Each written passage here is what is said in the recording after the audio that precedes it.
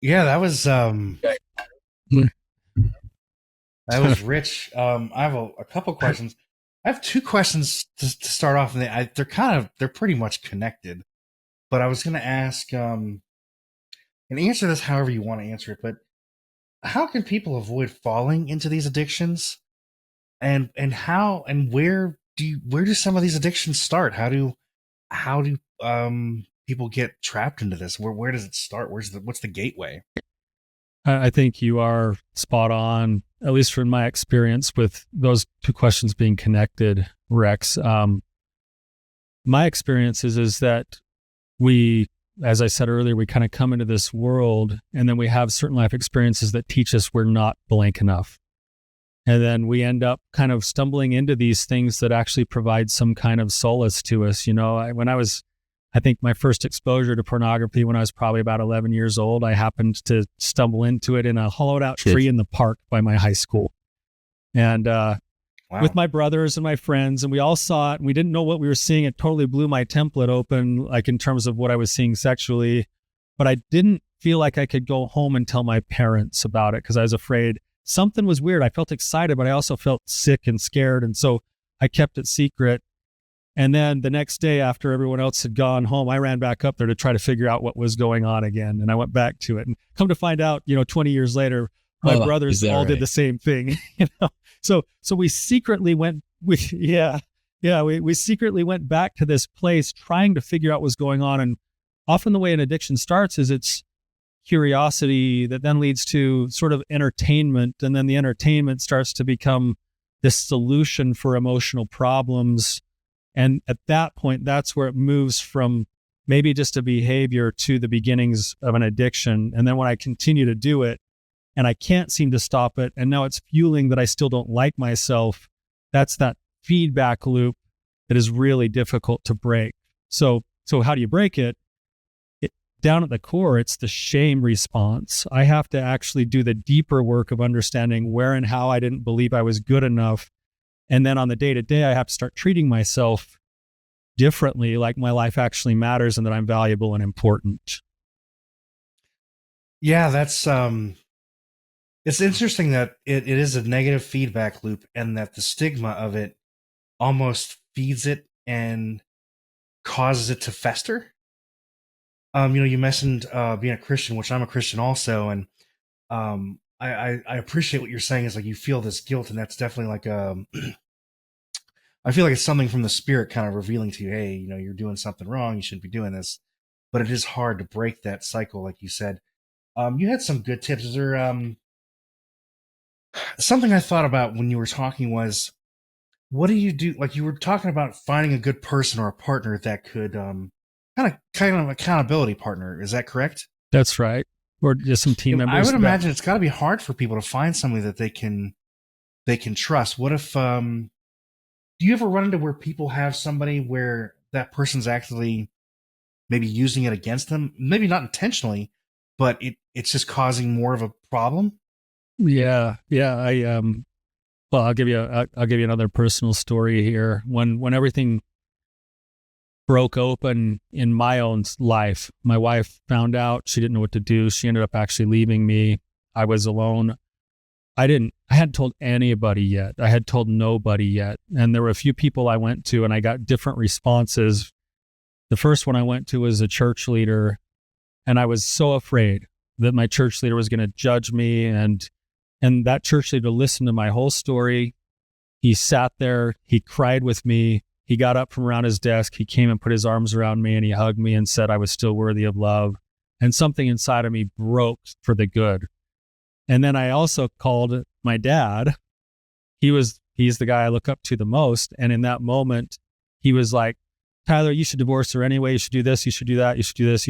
And I was like, that's not what I needed to hear. Right. Like that actually, I could feel inside my spirit that that was not the advice that I needed to hear. And so, yeah, like your story, your story really matters, and it's going to be the source of a lot of good in this world as you continue to live it. But at the beginning, it needs to be shared with the people who can hold it. And so it's kind of funny because it almost works backwards for a lot of people. They can't tell the people closest to them because those people either don't know how to handle it or they're going to judge them for it. So they have to go to a place like a 12-step group or a therapist or a therapy group or something where total strangers can hear them and go, oh, me too. I can hold that for you. Yeah. Right. And empathize. Yeah. Yeah. It's interesting you mentioned your parent, your father, because it does seem like a lot of parents take it as like, oh my gosh, I did something wrong, and then they want to judge you or try to fix your problem. Like, oh, I can fix it for you. I'm the person in charge here. Yeah. Well, and to be fair, I would like to just be fair to my father. He was trying to support me by saying, hey, you're still okay, Tyler. Like, it's all right. Like, I don't think he was purposely trying to stir the pot. He thought he was giving me sort of this vote of confidence of, you can get through this, but what I needed from him was just say, yeah, Ty, like, I get it. You're feeling down and out. You messed up, but you can get through this. You can figure this out. Right. I often think a lot of times as men, we're kind of taught to ignore our feelings. We won't do that, even though maybe something inside of us is telling us to do that. We just want to be, I'll help you by telling you what to do. And it's just learning how to be more empathetic. Like I like that you mentioned that earlier, was the first thing you said, for connected lifestyle is to be more empathetic. In my experience, I found that a lot of that is a challenging, maybe not a challenging thing for men, but like kind of, it's foreign to be like that. Do you run into that at all with the people you work with? 100%. I'd love to hear what kind of Dave's take is on this too. But in my own practice, I hear this all the time. I think I run about 6 men's groups a week. I run, I think, 3 women's groups a week. And without fail, I get comments like, oh, wow, I've never had a spot where I can talk like this before. Or, man, it feels so good to actually have people hold my feelings. I didn't realize I could do that. They feel like they're the only couple places that they can really emote is either with anger, because that somehow is associated with being masculine, or they have to be very, very stoic. And that's also masculine. But in the middle, like, it's its own form of actually breaking a false belief just for somebody to have the courage to join the group in the first place. I would like to hear Dave's take on this too, and I'll throw this out and whoever wants to grab it first, but I want to hear from both of you.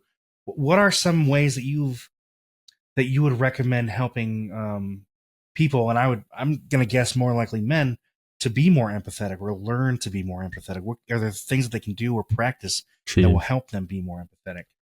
Man, that's a good one. In the work, some of the work and I would say more the religious stuff that I do, camp outs with these boys. We're talking, 11 to 18-year-old boys, and we'll talk around, we'll share things, and we're open up around a campfire and let them know. So almost like the leaders, kind of setting an example and sharing things, being vulnerable, and even letting, some of the young I work at have seen me cry and letting them know, hey, it's okay. Yeah, these things are okay to share. We can be open with things and talk about things and feelings, or how they feel about life, or about their parents, or any struggles, those kinds of things, and know it's safe, and they won't get those feelings, or people won't laugh at them or shame them or anything like that. So anyway, that's the first thought that jumps out in my mind. And I think sports is another area where it feels like it's almost pounded like, emotions are weakness, and many coaches unfortunately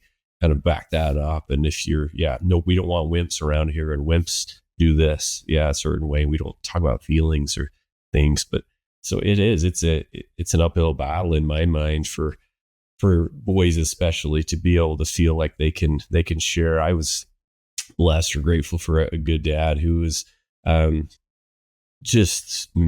both parents, my mom and dad, are just amazing at this, and being able to share and be open, and never say anything about my feelings and how I feel about anything. They've just been totally supportive. So I think it begins in the home, and then kind of that little system outside the home with leaders and coaches and others who can be a positive impact. I don't know, Tyler, your thoughts? I agree with you a lot there, Dave. I think if I were pulling principles out of what you just said, one is being an example of that and creating space to hold it for other people, especially you're talking about teaching young men as they're growing. having that outlet in a setting like that is so vitally important. And I would just maybe add to that, to your question there, Rex, is for me, empathy and vulnerability can't exist without one another. And that's where the pinch point comes in, because in order for something to be vulnerable, there means there's a measure of courage to actually walk through, and there's the chance of being harmed. And yet that's the very place where it's the birthplace of somebody being able to actually see me and hold me. And I would say there's some kind of places where you choose, and you be selective with it, but you choose to act with courage, and you can do it one of two ways. You can either step in with courage with parts of your own story to shine into the lights of other people. I remember doing this one time in a church meeting where I hadn't told most of the people in where I go to church at my story, and I shared part of my story, and you could almost feel like the air come out of the room, just like, whoop.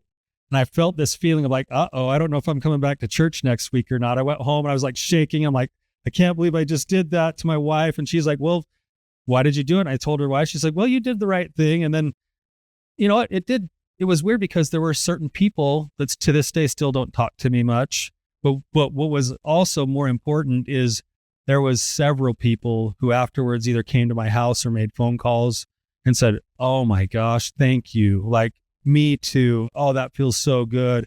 And I may have lost little bits of cheap connection with a few people, but I gained some really deeper connections with a handful of other people, and that far outweighs it. So the risk was worth the reward. So you either do it by offering yourself, and being the one to go first, or you create the space for it by holding it for someone else on the rare occasion where they break and they crack.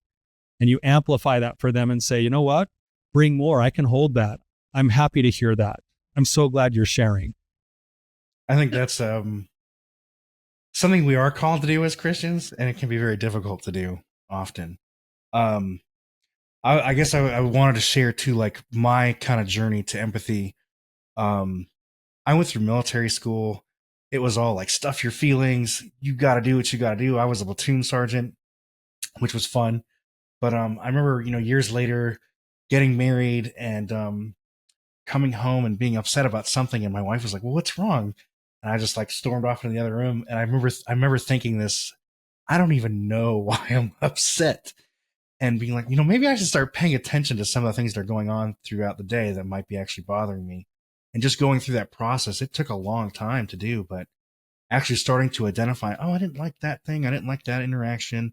And how can I respond to that better? That was my journey to empathy. And thank God for my wife being so patient with me and helping me learn to be more empathetic.